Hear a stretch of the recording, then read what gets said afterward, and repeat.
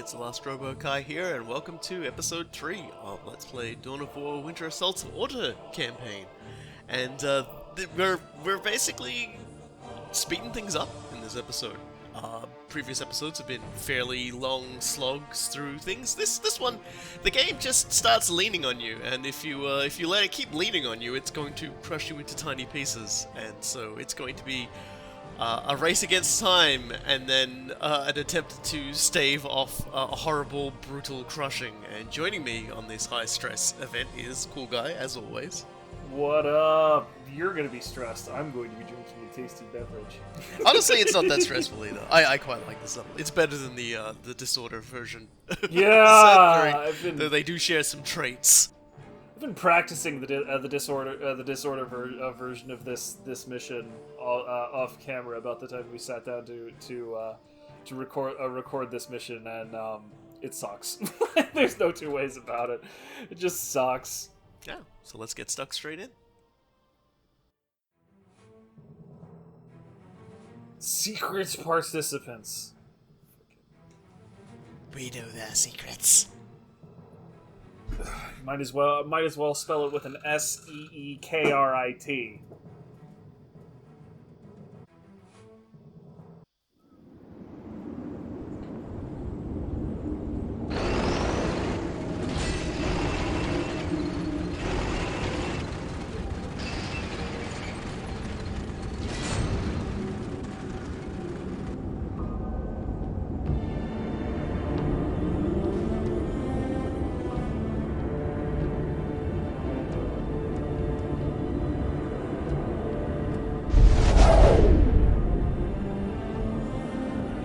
Farseer Taldeer, what is wrong? You appear ill. It is not a passing weakness.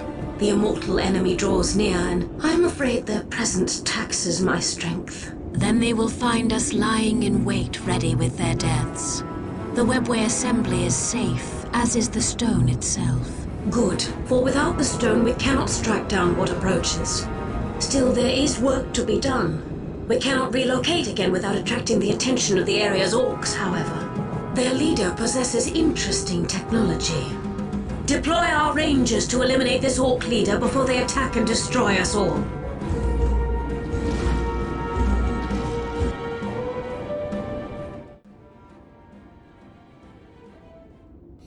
Yeah, the mission starts us out taking on some orcs, because the Eldar have been running around a fair amount behind enemy lines.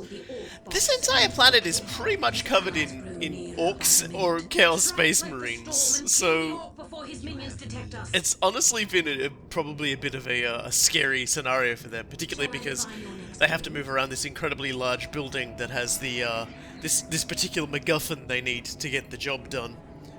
And so we need to take care of the mech boy, because the mech boy can detect invisible units. So technically he could walk in and find our entire base. You might notice in the corner, we've got about 3.5 minutes before possible orc discovery.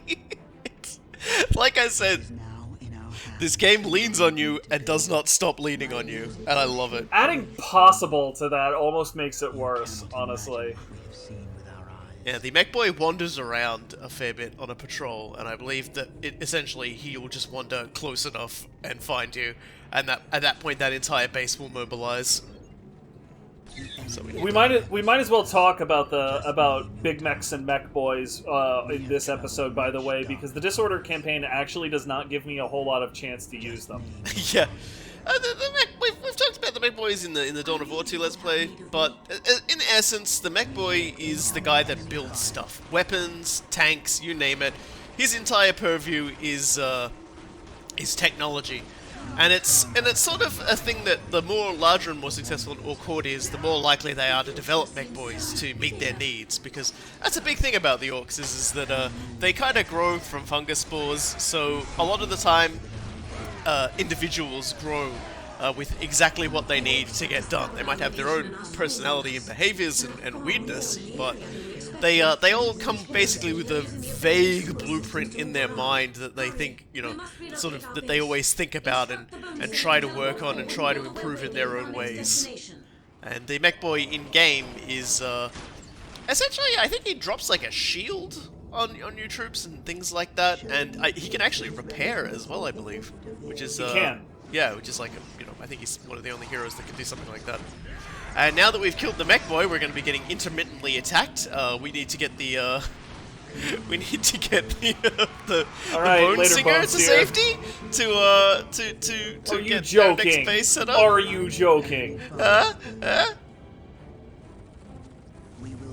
I honestly should have a lot more. I should have a lot more dead builders in this game than I get. I am unironically kind of salty about that one. Jesus Christmas. I kill a lot of builders in my games. 10 freaking health points left. 10 freaking health points. It's all I need. But yeah, so it's just to expand a little bit more, the mech or the big mech in that particular case is just a bigger mech, right? But their entire reason for being called the reason why an orc horde needs to be relatively large is that pretty much any orc that isn't in the mold of a shoot-a-boy or a slug-a-boy is referred to as what's called an odd boy, because they just don't make a whole lot of sense with traditional orc culture, and mechs are like that because instead of going around and crumping everybody all the time, they keep thinking about how to new ways to crump people. We must use our gates to escape, but we haven't enough time. My power is yours now to see us through. I pray. Yeah, whatever. But yeah, and there's a lot of orcs that fall under the designation of odd boy. Even some of the standard, the quote unquote standard troops like the orcs that like to sneak around rather than go punch people in the face. The commandos are technically speaking odd boys. And then you also have the more traditional ones that you think of there, like the psyker orcs, who are called weird boys. So there a fair number of orc units are technically odd boys, but that also means that to be odd, you have to have enough people around to be normal. And orc technology as a whole is also kind of weird and interesting. Simply because by rights it should work in a lot of cases. So there's a number of shooters in particular, for example, that are just these massive automatic slug throwers that are crazy powerful and insanely good, and they literally will not work outside of an orc's hands. And it's because the latent psychic connection that the orcs have. I hate that theory. I'm just gonna say that now. I've said it before. I'll say it again. I absolutely disagree, and I hate that theory. I'm not a huge fan of it either, man. And it only has one entry in one fucking codex about it. And it's the only cohesive explanation you have for why orc technology doesn't it's because the orc work in a bunch of areas. Orc knows how to shoot it. Mech boys don't build things conventional. That you need to pull the trigger in exactly the right position and turn the crank to make the gun fire. Most people just expect that you've got to pull the trigger, or if you turn the crank at the wrong speed, then obviously it's not going to work right. This is just orc technology. It's not it's not standard sensible technology. It's a vague thing inside of a mech boy's head, and he thinks about it, and then he starts working on it, and he dabbles around with the concepts. He's not bound by the rigmarole of the logic. Adeptus Mechanicus. Or your rules, or any of the standard patterns of the Eldar. And it's telling, and the reason why I say this is because quite often orc technology explodes. Yep. It will explode in the user's hands and blow their arms off, at which point they can get themselves some really nice cybernetic arms instead and become another odd boy called a pain boy, or as the game the Dawn of War 1 addresses him, the Mad Doc. Yes. And we get to this point where the the orcs are going to be basically smashing their way through a very large section of piping, sending the storm boys over the top to attack us, and we need to hold them off until the cooldown for our relocation fires off again. I've already got the next place ready to go, but we gotta wait. You do, like you're ahead of the game. Actually, you're just trying not to die while it holds out. Yeah, that's what I like. That's like what I really like about this particular mission is it is 100% a race against time, and and it's only going to get worse. I love that. It's only going to get worse. It definitely will. Like, people were loving the raptor corpses. We are going to be seeing some big corpses in the coming hours of this game. Like at very least in the later part of this episode, there's going to be like an absolute green carpet of dead orcs. It is the benefit to playing this on modern machinery, where you don't have to give a crap about the body count. Because this isn't the era of like 4 gigabyte what are they called? Video cards. That's what they're called. This isn't the era of 4 gigabyte video cards anymore. It's just like whatever. You don't scare me. I've seen some people playing the Soulstorm Apocalypse mods like on modern machines still get slowed down though, so it's like. But it's true. Well, I mean, the Apocalypse mod is a modern take on the entire thing. It's bending the game over in ways count. it really shouldn't be possible to do. All right, sounding the retreat. We're moving everything on again, and it's. This is the most Eldar level. They hang out. They're being jerks. You think you've got the upper hand on them, and then it's just like nah, I'm just leaving. I didn't care about this little patch of land anyway. Shut up. Which is good. Yeah, like it is a great way to sort of demonstrate to a player that the Eldar aren't just mobile in terms of their troops. They're mobile in terms of their positioning. If the Dawn of War maps were much bigger, Eldar would be even more crazy to fight. That's all I gotta say.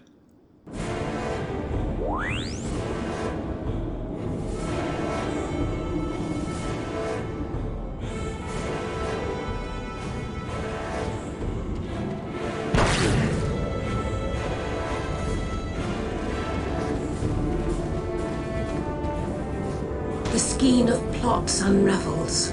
Many have sacrificed themselves so that we might escape, but we are weakened for that loss. Now the Imperials know we are here. There is only one thing we can do.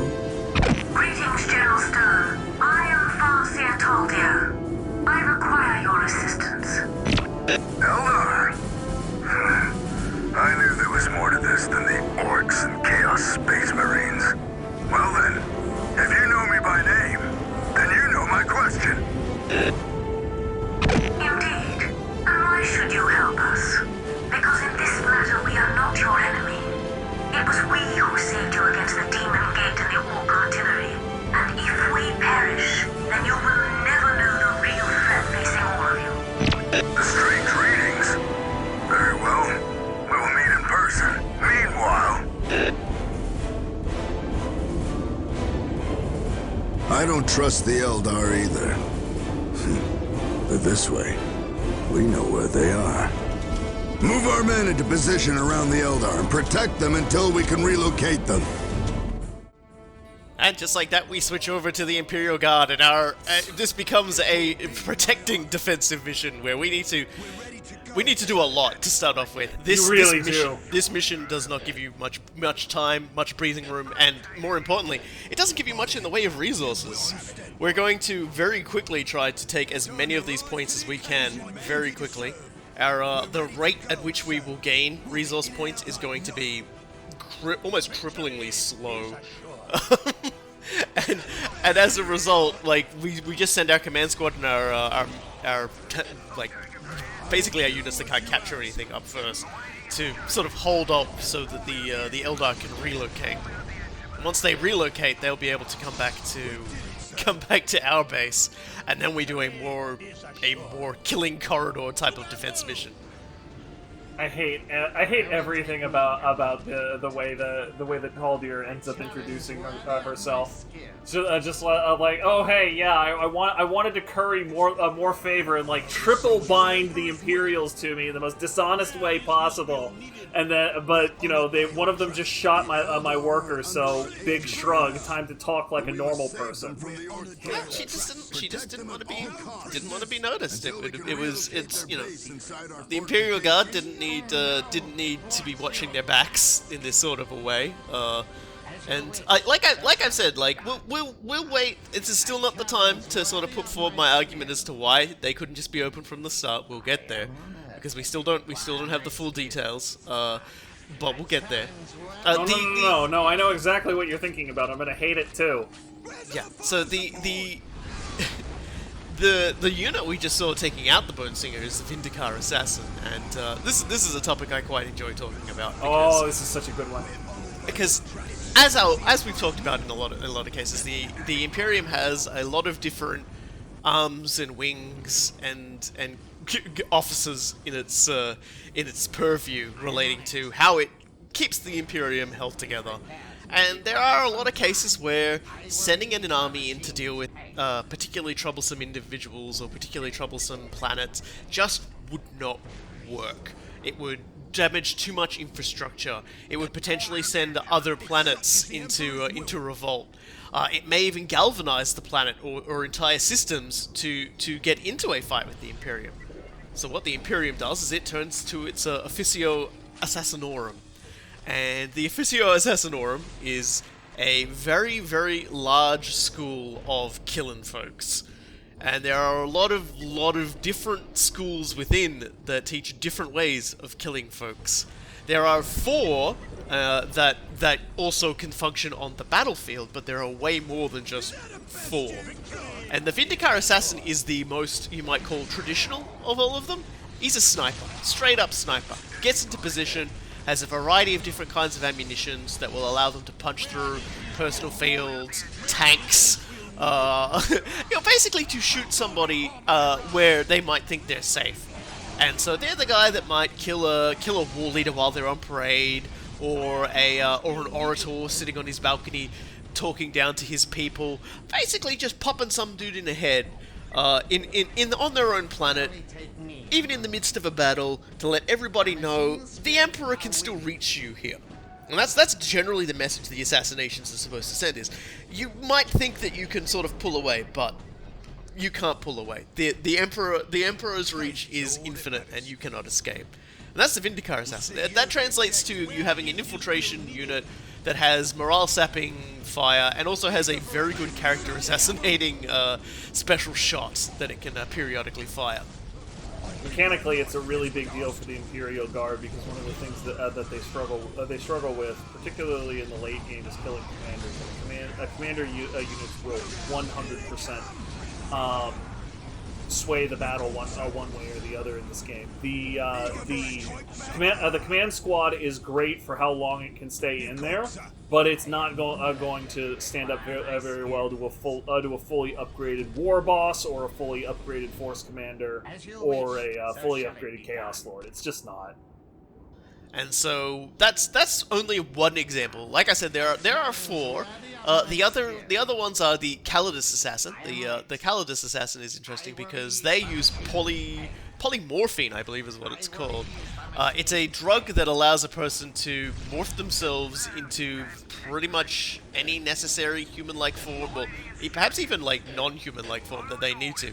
So they can masquerade as people or even aliens. And with suitable training and mind blockers and things like that, that would also prevent them from being properly read by enemy psychics and things like that. And they specialize in essentially infiltrating the graces of the enemy, or into their troops and everything, and then in a special moment, utilizing a Necron technology blade known as the Catan Phase Blade. And boy, when we talk about the Catan in Dark Crusade, everyone's going to go, oh, that's yes. a big topic. That is a big topic. And then there is the Eversor Assassin. And the Eversor Assassin is basically the way to let somebody know that you can surround yourself with guards, You can surround yourself in fortifications, tanks, war machines, whatever. We can send an assassin, and we can let you know the assassin is coming, and you will not be able to do anything about it, and it will kill you. Because the Eversaur assassin is someone who is basically an absolute murderous killing machine, popped up to the eyeballs on combat drugs, held in stasis until they're needed, then dropped down on the planet, and then they kept killing. Oh boy. Oh boy. Time to back off. But we must hold out until reinforcements arrive. No, Hellhound, no! Hellhound lives. Yay! And now we can nowhere finally near pull as mad everyone about back. that. And so the Eversaur assassin is armed with like power swords, like a bolter that also has like a combi weapon attachment to it that allows it to fire like poison needles. It also has melt bombs. You know, the Eversaur assassin is essentially the grim specter of death, marching inexorably towards you. The Eversaur assassin is a deployable Doom guy. That is the way that I have always. And when it dies, the imbalance of chemicals just causes it to explode. So even like that doesn't necessarily mean that you're not going to get away with it. But then the last one is the Calexis assassin. And the Calexis assassin is the utilization of a gene in humans that makes them have essentially no soul. They're anti-psychers, and if one of those is picked up at a suitably young enough age, these anti-psychers, whose abilities allow them to essentially make psychic powers and demons and other such things just not able to function, is essentially an Immaterium blocker in human form. They get trained up and they get affixed with this horrible helmet that can just discharge their power as a shot, and it will basically violently murder any enemy psychers who might be particularly good at. It's primarily used in situations where there's a psyker who's just mind controlling an entire planet, and it's just like, well, these people will probably go back to normal once we get rid of this guy, so let's just use this. And it is interesting to note that the Super Pope of the Tau, Lorn V as he's known, was killed by a Calexis assassin. Makes you think, doesn't it? Makes you think. We'll get into the ethereals and stuff in Dark Crusade, of course. You'll also notice we've got a lot of lasfire coming from these fellas with the glowy backpacks. They are the Cascians. I was waiting for us to get a chance to talk about them. The Cascians are so cool. They are essentially the elite troops. Cascians are actually were originally primarily a Cadian concept. They were in their original incarnation. They were just called stormtroopers, and I guess they probably went, you know what? That's such a generic term. We probably just shouldn't bother. And then when Cadia's Cascians came out, I think it just started to lean more towards that. And they're much more elite troops. And they wear these backpacks called Hot Shot backpacks, and that supercharges their las rifles. And as you can see, they fire a lot faster and they chew through enemies a lot quicker. And they are the only reason you should not build guardsmen if you're not going to build guardsmen. If you're building a Cascian squad instead. Yep, like that is pretty much the only reason why you ever stop using guardsmen is because you have all of the Cascians you could need. The cool thing about the Cascians mechanically as well is that they do count as heavy infantry, so they are way tougher than you would expect them to be, and they're a super nasty surprise to an enemy in multiplayer who's just like, oh hey, I'm fighting the guard. All of their crap is either infantry or vehicles. And here's a big problem. Oh, yup. This is good. I'm gonna shut up and just let this happen.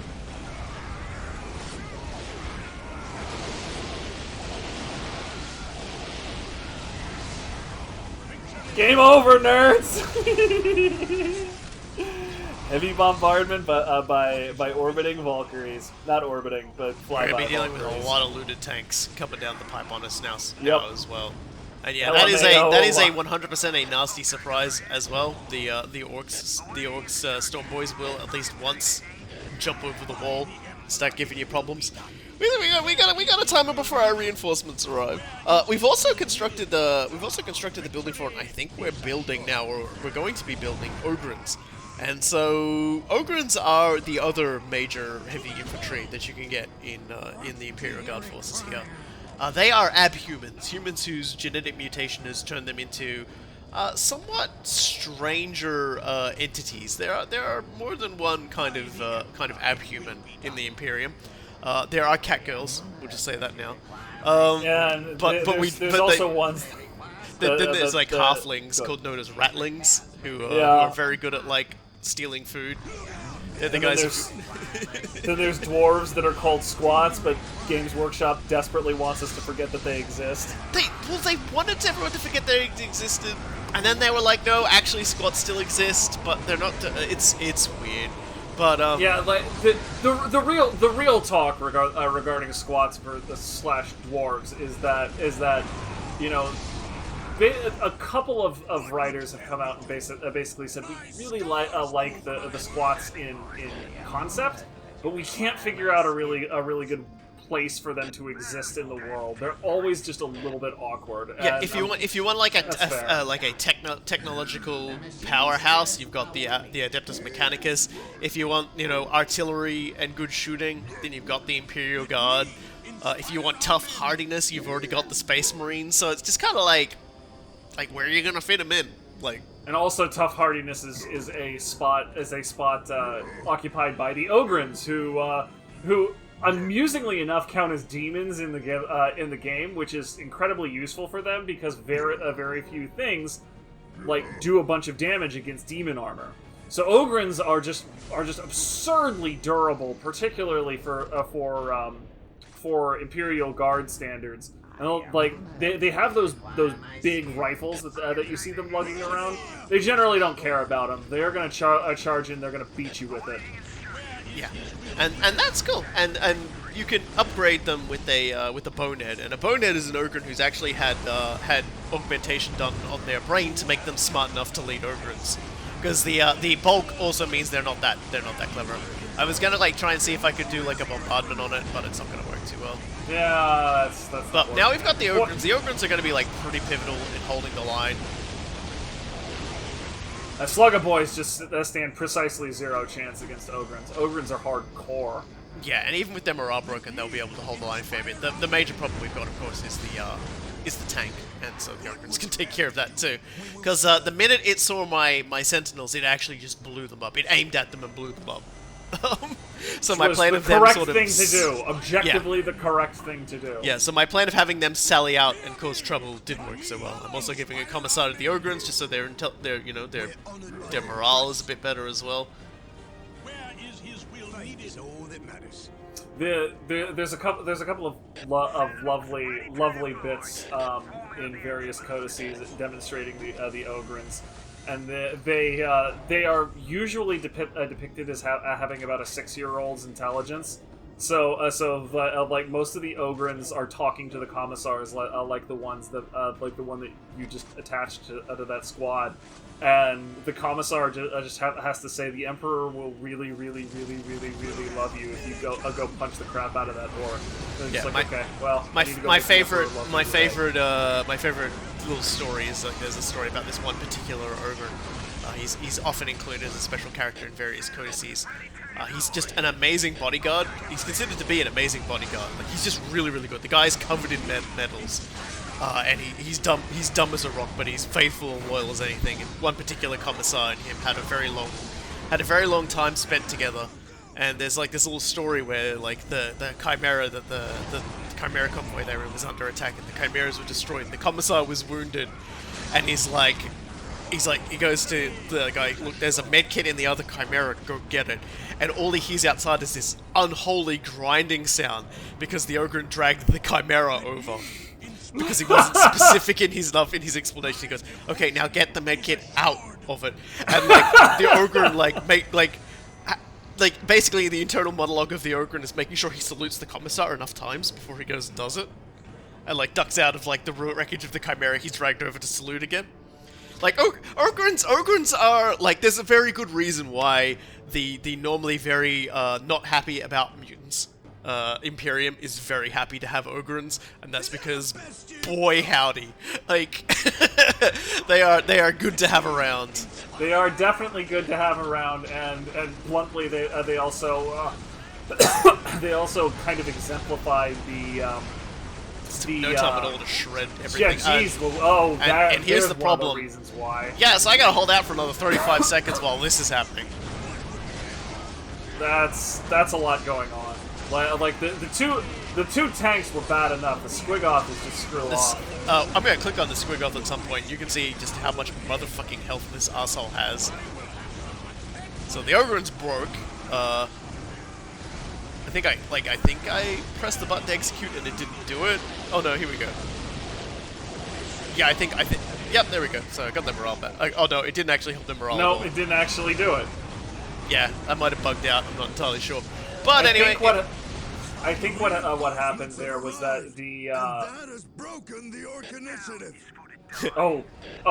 11 barrels of hell have arrived. Welcome to the relic unit for the relic unit for the Imperial Guard is the Baneblade. Everybody, yeah, there we go. You can all do your Captain Diomedes impressions. The Baneblade I got them. is I got them 11 barrels of hell, and all 11 barrels are fully represented on this unit. It has a main battle cannon that, as you can see, just destroys things. It has a mortar that just destroys things. Las cannons, heavy bolters, the works. And it has ridiculous armor. It was tank fighting a Lehman Russ, looted Lehman Russ, and shrugged it mostly off. There's still plenty of things to kill. Enemy waves will still be spawning while we fight the Squigoth. We need to kill the Squigoth, and I believe that tank, in order to finish this. So it is still entirely possible to just get overrun from this point. But look at that Squigoth's health. Yep. Disgusting. Yep, like pretty much the rest of this video, like, is you know, and it's like 4 minutes or so. Like about 2 minutes of this is going to be us just wearing down on this fucking psycho. And to be clear, like, part of the reason you're seeing the resilience there is what I was talking about with why demon armor is so good. The Squigoth is another thing that actually counts as a demon, which is, again, incredibly useful. Yeah, I just highlighted the health that has like 300,000. Yeah. And it has 30,000 health to begin with. If you're not somebody like the Space Marines who have things that are specifically good against demons, you're in rough shape, buddy. Like the only thing you can do is just bury that thing in ordnance, and even then, it's gonna take a hot second. Yeah, there's not going to be much left of my forces aside from the Baneblade at the end of this. But the Baneblade is all we need to ride us through the rest of this. 11 barrels of hell is like, it's not even a remote exaggeration. It's so beautiful to watch Baneblades in motion, because every part of them is in motion. Mm-hmm. Just like he's just sitting there and has not moved from this spot the entire time, and has just been time after time pumping that Squigoth full of pain. You see, another wave of enemies has turned up. I'm not exactly in the best position to be able to handle this, but I've got stern, I've got turrets, so they're just gonna have to hold out while I finish off the Squigoth. You've got the engine seer in there. The engine seer doesn't give a crap. Oh yeah, everyone fights. No. Oh, come on, Stern. I don't think he's gonna make it. He's just in a sync kill right now. It's the only reason he's not dead. Sadly, that delayed the actual strike. But the good news is that doesn't matter because he respawns. He doesn't give a fuck. Pure we had to hear that line at least once. Yep. As well. Everybody shuts up when that line comes up.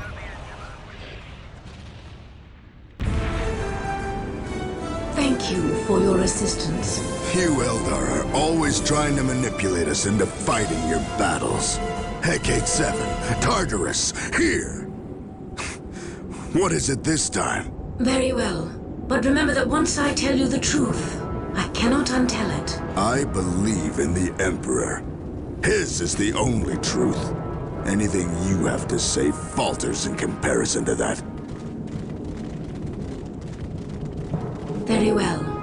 Death's locusts are coming to this world, and they will appear where your primitive titan has fallen to stop you from claiming it. They are called the Necrons, and they will lay waste to all life in this sector. Necrons? I've heard the word before. The last time they were awake, eons ago, they thinned the galaxies of its species and threatened us to the verge of extinction. We possess a weapon this time, however. Our Soul Stone can destroy them. But we will speak more on this later. The orcs and fallen humans approach. Let us be on our way.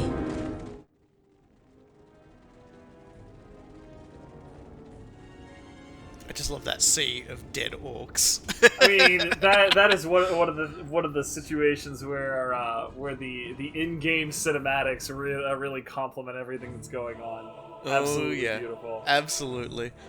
So that was mission 3. Compared to the other ones, very high pressure and very enjoyable. And we have next time an interesting sort of arrangement. This is where Relic really takes the game and it goes to some pretty crazy lengths with it. And you'll see what we mean when we actually get in, because they tweaked what this game was actually capable of doing in terms of like player interaction quite a great deal. So I'm looking forward to showing that off next time, where we take the Imperial Guard route for mission 4 of the Order campaign. Until then, I've been the Last Robokai. And I have been Cool Guy. And we'll see you all next time.